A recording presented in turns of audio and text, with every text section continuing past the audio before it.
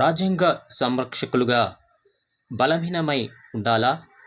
ప్రజాస్వామ్యంలోని ఒక విభాగం తన విధులను నిర్వర్తించడంలో విఫలమైతే రాజ్యాంగ సంరక్షకులుగా సుప్రీంకోర్టు ప్రధాన న్యాయమూర్తి జస్టిస్ బిఆర్ గవై ప్రశ్నించారు. ఆర్టికల్ 143 కింద రాష్ట్రపతి చేసిన సూచనలపై సుదీర్ఘంగా 10 రోజుల పాటు విచారణ జరిపిన సుప్రీంకోర్టు ప్రధాన న్యాయమూర్తి జస్టిస్ బిఆర్ గవై, న్యాయమూర్తి justice Suryakant, justice Vikramnath, justice PVS Narasimha ఈ సందర్భంగా సిజేఐ బిఆర్ గవై కీలక వ్యాఖ్యలు చేశారు. ఒక అధికారం ఎంత ఉన్నతంగా ఉన్నా నేను అధికారాల విభజన సిద్ధాంతాన్ని బలంగా నమ్ముతా.